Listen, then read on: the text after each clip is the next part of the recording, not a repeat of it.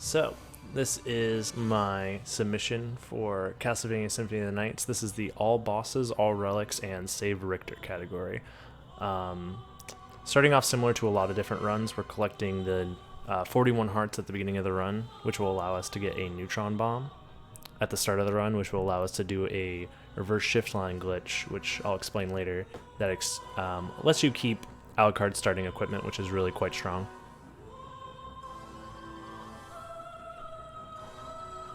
And a little bit of insight about this category. This category was inspired by a tool-assisted speedrun by Dr4gonBlitz, where the goal of the run was to get through the game as fast as possible while collecting all of the relics, killing all the bosses, and you're forced to save Richter, as opposed to doing a glitch known as Richter skip. There's many variations of the Richter skip, but not doing the Richter skip forces you to collect the holy glasses, and there's a very interesting glitch that we use to actually collect the holy glasses. So it's a little bit arbitrary, but overall the route that has come of these particular restrictions essentially allows you to this run has the most content, I would say, out of all the currently ran Symphony of the Night categories. It's the closest thing that we have to a 100% category.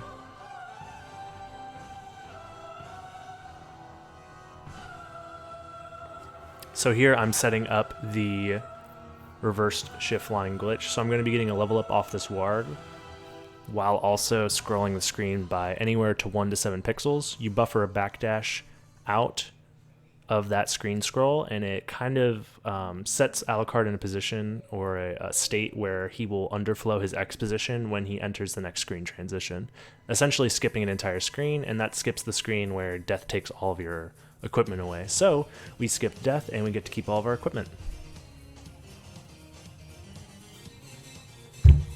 But yes, so the beginning of the run has you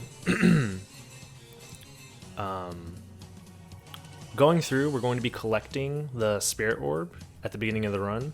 Most runs, there isn't time really to save during this section because the clock rush is set up in a way where the clock rush is essentially a global cycle that you're trying to beat.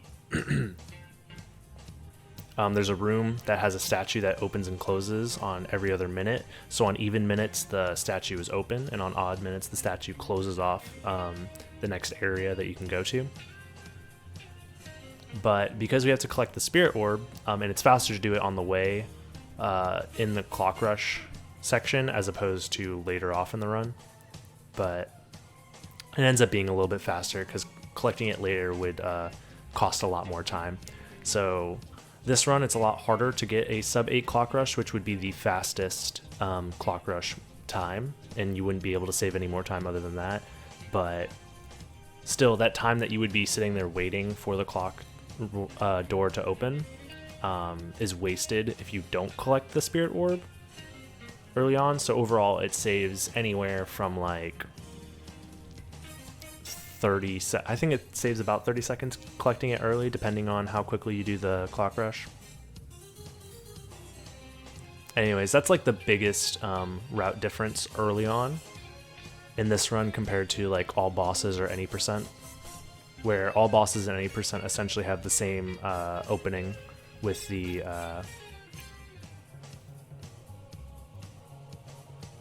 clock rush. Here I'm killing enemies to set up my experience. There is an experience route for this version of the clock rush to help with the level ups that you will be getting later after the clock rush. I believe I actually screwed up in this run a little bit by killing one of the enemies early, but it still is a serviceable amount of experience.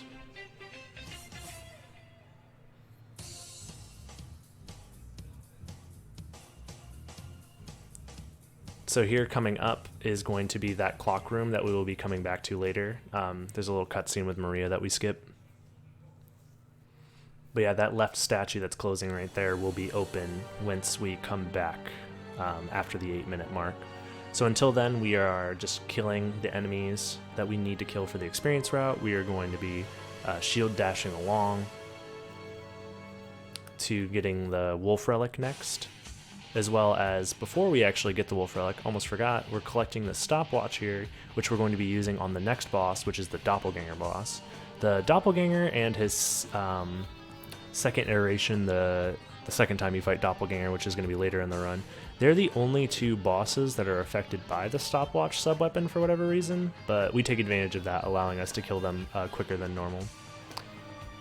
Me killing that Diplo Sisyphus was part of the experience route as well.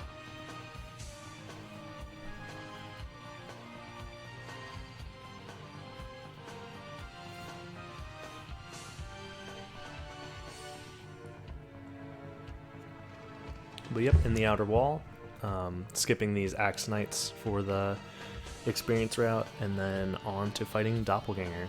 There is a glitch that can happen here, where if you're not careful when you're shield dashing to get closer to Doppelganger, if you run into his hitbox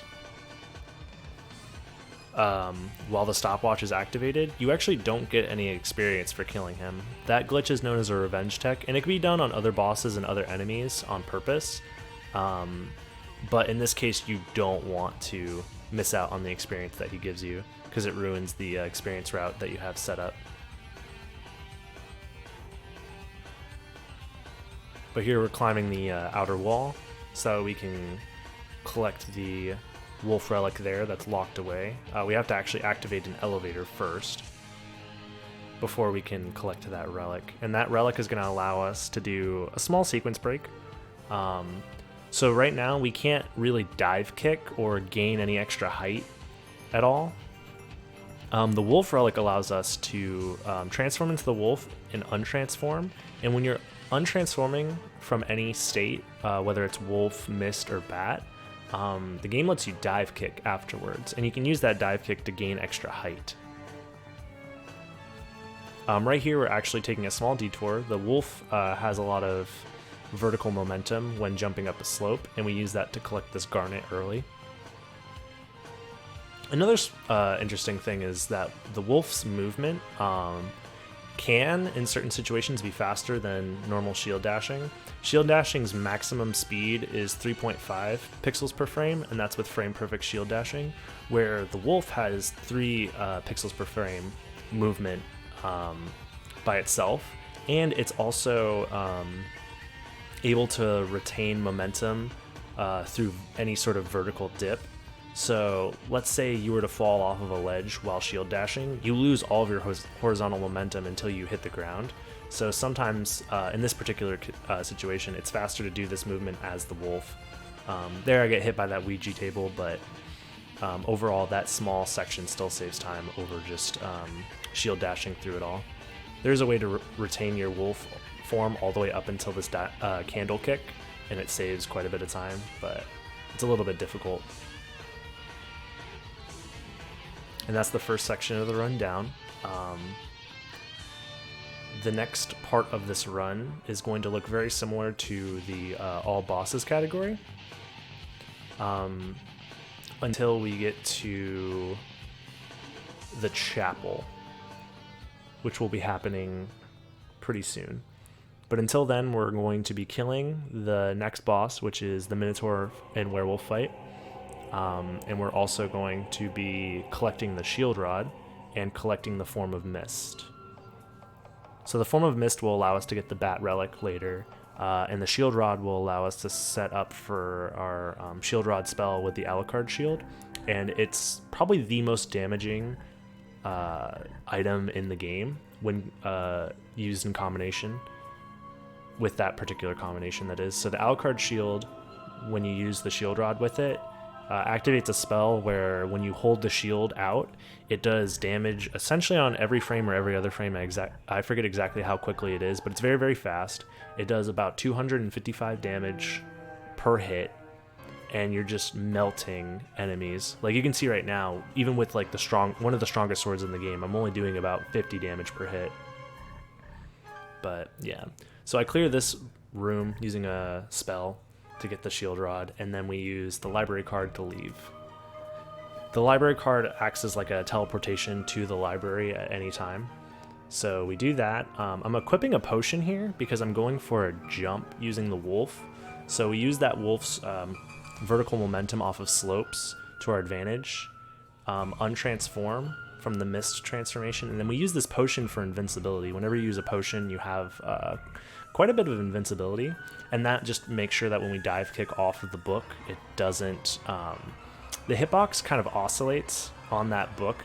Like, you can see that it like kind of comes off the shelf and then like turns around. So there's a chance that you'll get hit when you do the dive kick, so being invincible helps. Here we got the fairy card and we're doing the shop glitch. So when the fairy card starts to speak, when you activate the relic, it kind of, the glitch works in a way that you're able to open your menu, your equipment menu, while you're also in the shop menu. So you can equip an item as you're about to sell it. So it takes one away from 0 since you just equipped the one you were about to sell, and that underflows that to 255. And that allows us to sell as much as we want, and we get to buy all the equipment that we want. And we get the duplicator here, which allows us to use mana prisms as well as like buffalo stars and other single-use items as much as we want. I also did the shield rod spell there. That's what that animation was with the shield popping up. But yeah, here I'm getting bodied by the flea men. That's funny. But yeah, now that shield rod is out, when I touch people with the shield, it's going to be doing a lot of damage. Like, it just completely destroyed that boss like within seconds, not even less than a second. Coming up here, we're getting the bat relic, which allows us to transform into the bat, and the bat has probably the fastest form of horizontal movement that you can get early on. Once we fully upgrade the wolf transformation, then we'll have a little bit faster movement, but it takes a while to get to that speed. So every time that you're seeing me flying around really fast as the bat here, that's me inputting a pretty interesting input. So you have to hold the jump button and then do a 3/4 circle input, starting from up, going back and around to forward, and then letting go of the jump button. And every time I do that, it sends me flying forward, and it has the little blue shadows following me behind and whatnot. But when you do the wing smash, as it's called, it only sends you a set distance unless you do the input again. So that's referred to as infinite wing smashing, because theoretically, if you had an infinite amount of mana, you can just do that forever and ever. But it requires you to do the input over and over again. So here I'm taking a quick detour to get the Fire of Bat, which is a relic that we normally wouldn't get in any other run because it's kind of useless. It allows the bat to shoot a fireball. I think there's like specific glitches you can do with it, but they aren't really routed into this run.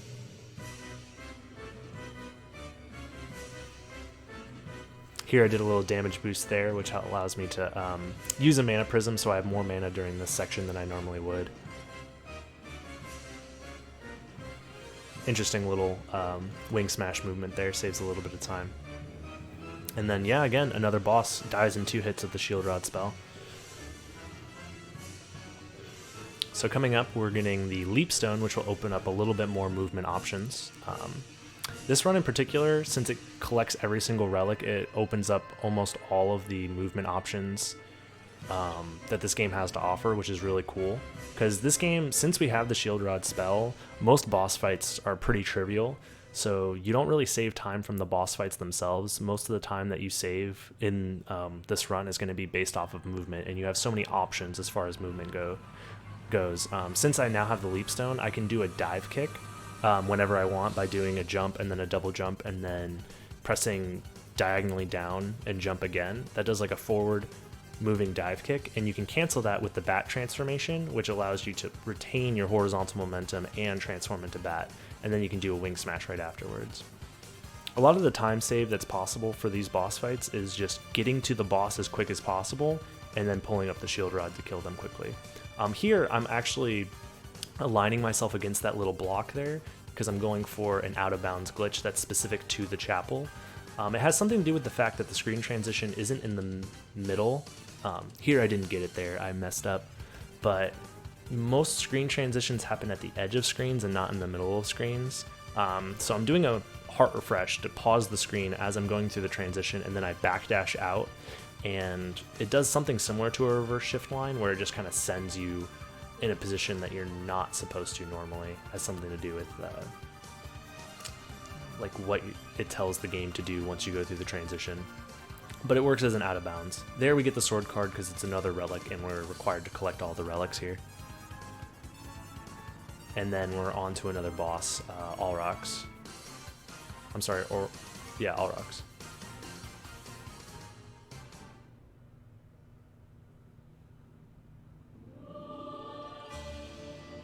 But yeah, more shield rod spell damage. And since we have the spirit orb, we actually get to see how much damage we're doing, which is pretty interesting. Normally we don't know exactly how much damage we're doing because the spirit orb allows you to see how much damage you're doing. So here we're going out of our way to collect the Echo of Bat, which is normally used to maneuver one room in the game. So there's a room in the game that's completely blacked out. Like you can't see anything in the room, and the Echo of Bat basically is used as a way to see what you're doing. We're going to be skipping that room entirely because that room is only used to collect the Spike Breaker armor, which is only used again for like breaking spikes, and you need it if you don't know how to abuse invincibility to get the silver ring, but we're going to be skipping the silver ring and the gold ring and everything. Oh, perfect. I got that little zip out of bounds. It requires you to untransform from a wing smash on a specific frame while skidding across that particular terrain. It's not worth setting up and doing over and over again, but it saves a little bit of time if you get it first try.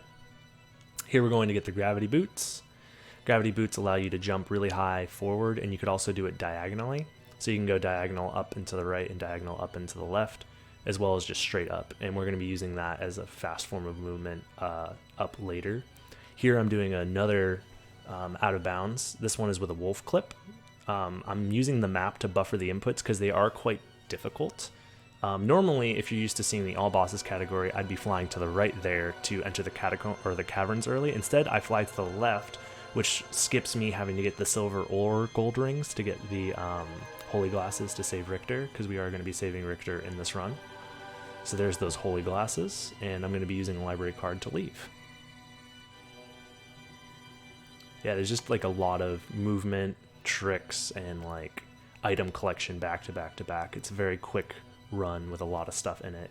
So normally the routes now differ because I'm going to be getting the fairy scroll here as well as collecting all of the other relics that I'm missing for the first castle, as opposed to at this point in an all bosses run you would just be killing all of the bosses. Now that you have all of the movement that you need for the run, you just go through and kill all of the bosses. But there's a couple of relics that are like scattered in early sections that we couldn't get to earlier, particularly the alchemy lab and the castle entrance. So we're going to be going there first. A neat little mechanic of this game is that you have the very first teleporter always available for you to teleport to without actually having to have been there first, and that's where I'm going to be going now, and that's going to be in the castle entrance. Normally you have to enter a teleporter room for you to have access to it, excluding this teleporter. I guess it's just a means of getting back here quicker for a casual playthrough.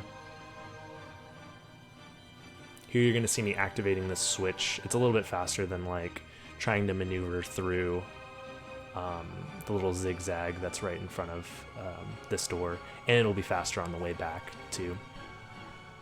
So here we are back at the alchemy lab, this time with all of the movement tech that we need to collect all the relics that we missed.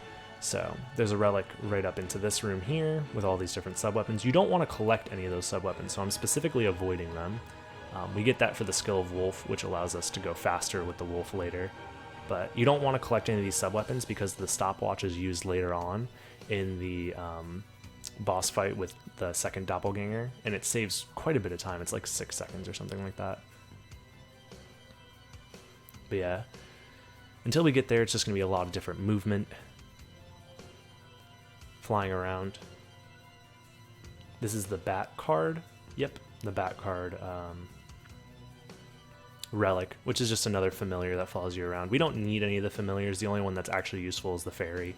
But here I'm actually going to be wing smashing down to skip that elevator downwards. Saves quite a bit of time because otherwise the elevator going down is really, really slow. You could do an alternate strat where you deload the elevator out of your way, but that's slower than just wing smashing through it.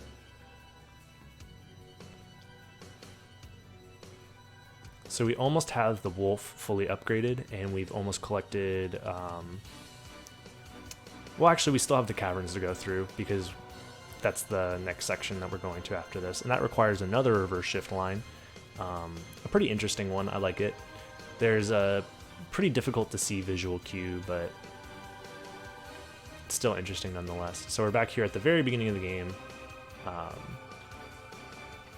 So that way we can collect, here we go, the Power of Wolf, and I use it immediately right here. So I get this little dash from the wolf, and it goes extremely fast. And you can cancel that horizontal momentum with a wing smash, or with transforming into the bat and then into a wing smash. But you could even see that I was slowing down from it. There, it looks like I had a good positioning, but I don't think I get it on the first try. No, I do not.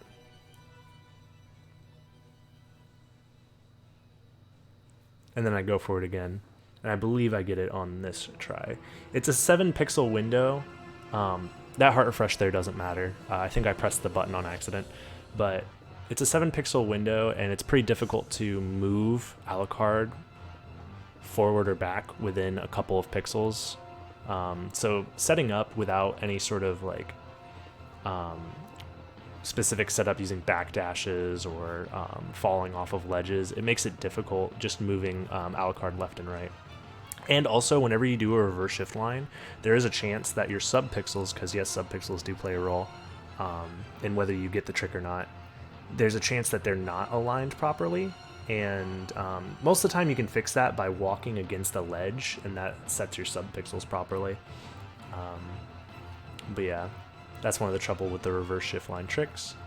So here we're flipping the switch, which activates this little Donkey Kong skeleton to throw barrels, and he's going to be able to throw a barrel now at this bridge. If he didn't hit that switch, he wouldn't be here otherwise.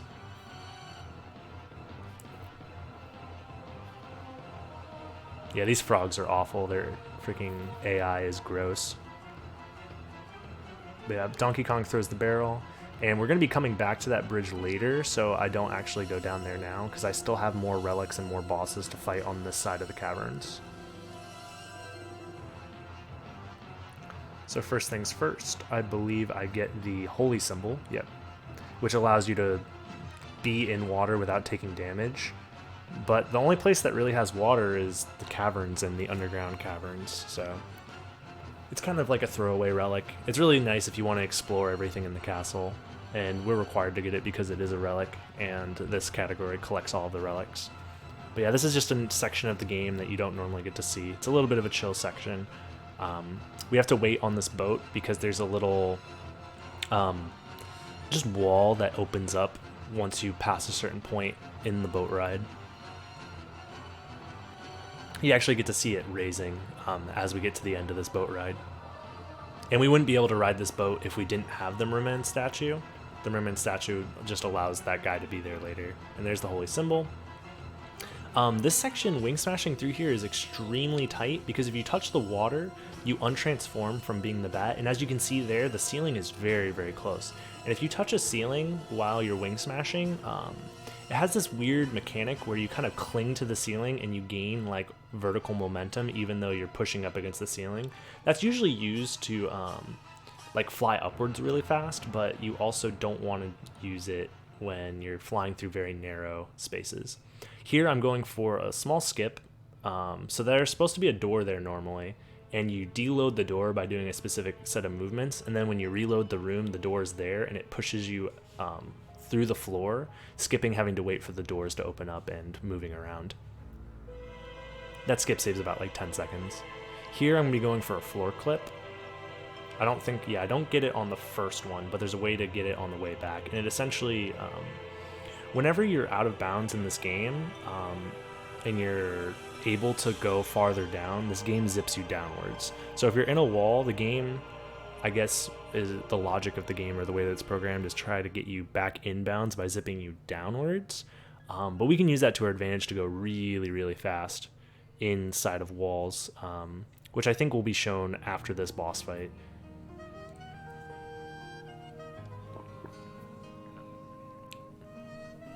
So here's just a little bit of interesting movement. Yeah, we can cancel the gravity jump. That's the thing that has me jumping high with the blue streak behind me. You can cancel it by transforming into the bat. Here we go. I got the wolf clip. So when you're running at a slope really, really fast, and you untransform on a specific frame, it's different depending on each slope. So they're pretty difficult to get, and they're not really worth going for multiple times. But if you do get them, it clips you out of bounds, and it can be a lot faster than just like falling normally. There's even a faster way of doing that out of bounds zip downwards, but I hadn't practiced it up to this point because it is such a rare trick to really get in a run. But yeah, a lot of the optimizations that you're going to see during boss fights are just how to get to the boss as quickly as possible with your shield out in order to kill it as fast as possible. Here's going to be a small detour to get the demon card, yet another relic required. And then we continue on our way. I'm going to be going for a little bit of a clip that's silly. It's mostly for swag. That clip doesn't really save any time. If anything, it loses like less than a second worth of time due to the menus. If you didn't have to wait for those menus, it would be faster. But yeah, I always go for it just because it's cool. Here's going to be another use of the fully upgraded wolf to go really, really fast. And then you can cancel all of your momentum when you transform into the bat by turning around, and it like stops you on a dime. It's really, really cool. So I use that to my advantage to set my positioning just so during that section.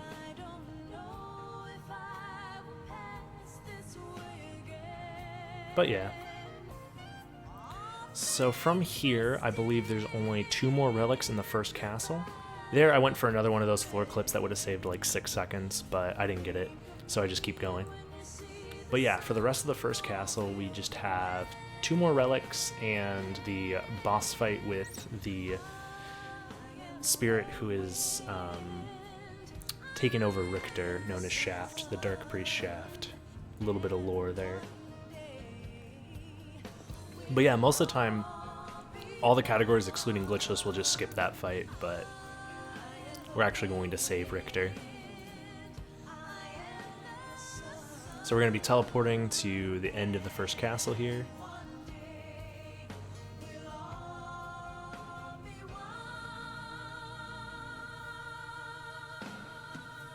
Here we have to collect the Power of Mist, which allows us to stay in the mist form basically as long as we want. We can fly around as the mist now.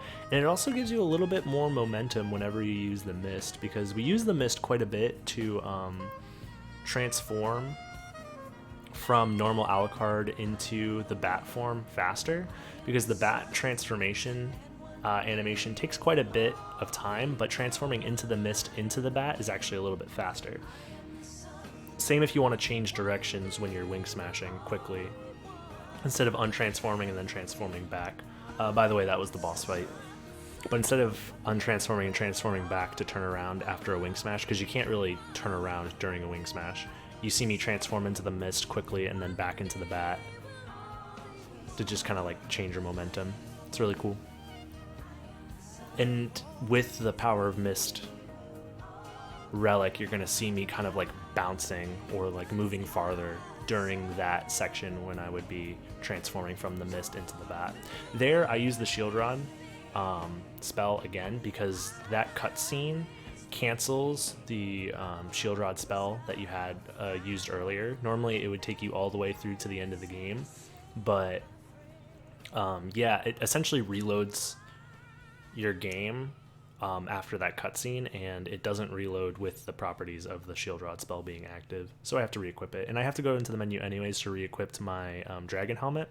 The dragon helmet essentially lowers the defense of all enemies and lets you kill them faster. I don't know how much time it would really save to re-equip it versus not having it equipped, but there's no way of really knowing.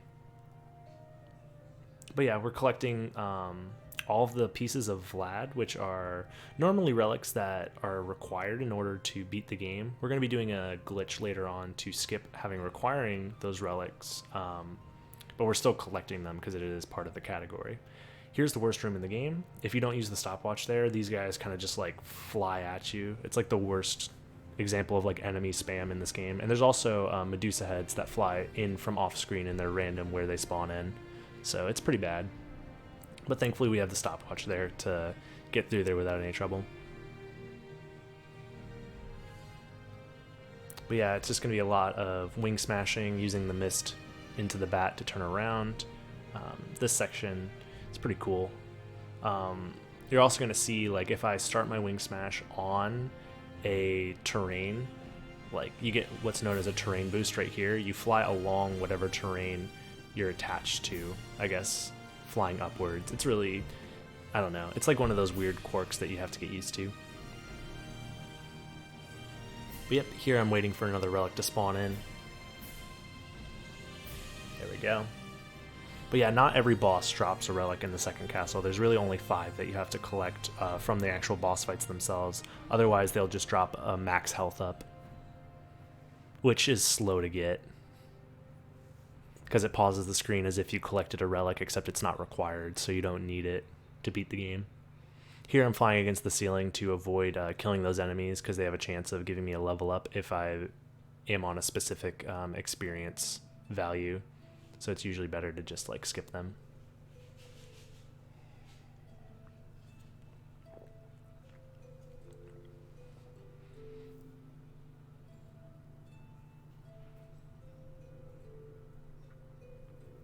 Yeah, but here it's just going to be more movement.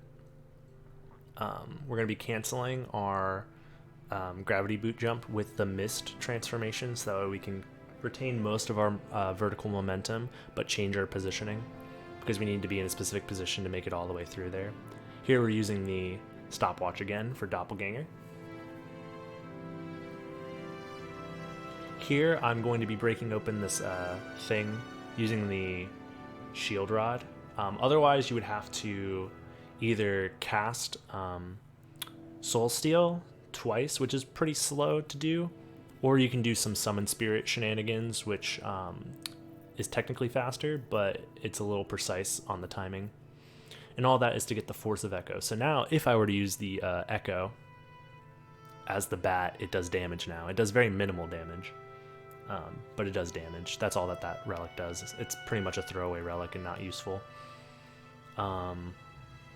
But yeah, that section was pretty tight to wing smash through, just because like you have water above you and then you have terrain below you that will like mess up your movement, because you'll get terrain boosts either up or down, and you usually just fly into the water anyways. These Rock Knights are very difficult to skip, and their hitboxes can sometimes like leave their sprite, and you'll end up hitting them anyways, even though you fly over them.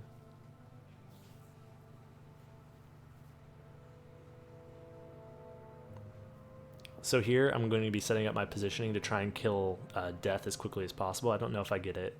Oh, I did get the Death quick kill there. That's great. He has a 50-50 chance of either flying off to the left or flying off to the right. And then based on your positioning, if you're close enough and you follow him that whole time, you kill him before he flies away. It saves like a second maybe if you get it, but it's pretty difficult to get and it's random. Here's some nice movement that you get. We use the stopwatch there to prevent the bats from flying at you. You technically could go through there without the bats hitting you and without using the stopwatch, but it's easier to just use the stopwatch. Yeah, overall, pretty good movement through there. That's one of the more difficult sections in both all bosses and the all bosses, all relics category.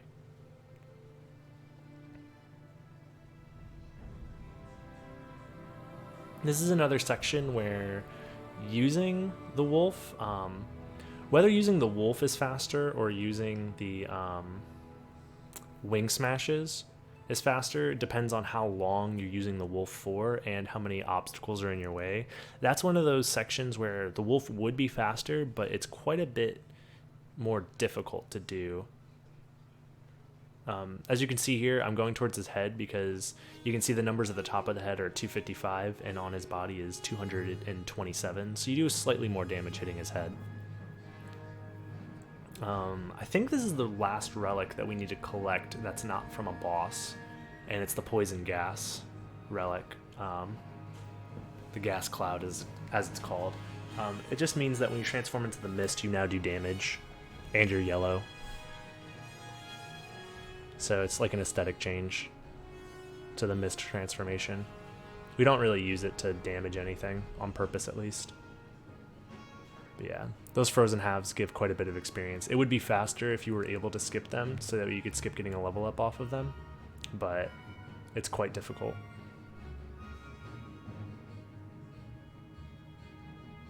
But yeah, that's the first half of this second castle completed. And then we're just kind of cleaning up the last of this second castle and getting to the end of the game. There's still quite a bit to go. Most of it's just going to be movement optimizations, you know. So here we're teleporting back from that teleporter that we opened up earlier, so we can get to the reverse chapel. The reverse chapel has Medusa, which is another boss that drops a relic, one of those pieces of Vlad that you need for the end of the game, which we don't really need because we'll skip that section, but yeah, here we're going to be trying to cancel our gravity jumps by transforming into the bat. Yep, here we're waiting for that relic to spawn. These relics do give you, I think, some buffs, whether it's like plus something or other to your constitution, your strength, your intelligence, whatever. But those stat buffs don't really matter. Most of the RPG elements of this game aren't very important. The only things that are really important are how much mana you have, which is that blue bar at the top, and then how much, I guess maybe early on strength, but we get all of the overpowered equipment early on, so your strength level doesn't really matter.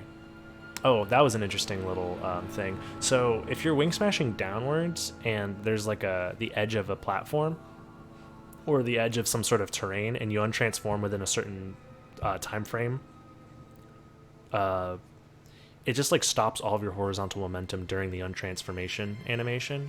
So it was slow for that to happen there. It happened on accident. It's one of those like weird physics of the game. And I believe that should be the last relic that we collect, the Rib of Vlad, and we have 2 more bosses left. We have the Castlevania 3 trio, which is an undead version of the playable characters in Castlevania 3, excluding Alucard, because obviously you're playing as him right now.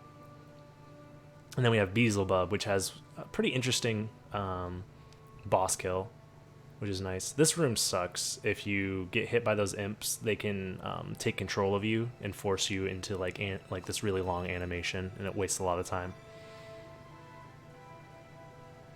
Here we're just kind of flying through, abusing invincibility from a mana prism. But yeah, we kind of kill these guys with the shield rod, because when you knock these guys back, they kind of like fall into each other, and you sweep the room from left to right. That room can go very, very poorly if you let any of them survive. So yeah, pretty decent fight there. Next up is the last boss that we're going to be fighting, excluding the final bosses. That's going to be Beelzebub. And like I said earlier, we're going to be killing him in a way where we fly into him with the wing smash, we untransform, and then use the dive kick that you get from untransforming from the bat to dive kick into him and bounce up into him with the shield still out. So it looks like that. Otherwise you would fall straight down and you wouldn't have enough time to kill him. So that just lets you kill him faster. And it requires you to untransform at a very specific timing too. So it's a little tricky at first, but it's pretty good. So yeah, from here it's just getting to that final room of the game and killing Dracula. Oh, there I went for a relatively new strat that requires some dive kicks, but I screwed it up. I went for a backup there. But yeah, so here we're going to be doing another reverse shift line. we have a very specific visual cue for it. Here I try using the map to buffer it, just so that way I know that I get it. Otherwise I could end up wasting time by using the heart refresh but not being in the right pixel alignment. So that reverse shift line skips a room essentially, and then it ends up putting you out of bounds. And if you wing smash to the left while out of bounds in that specific area, it puts you back in bounds, having skipped the requirements, those relics that you needed to open the door. You could just walk over there and have the door open, but it's quite a bit slower than doing that glitched setup.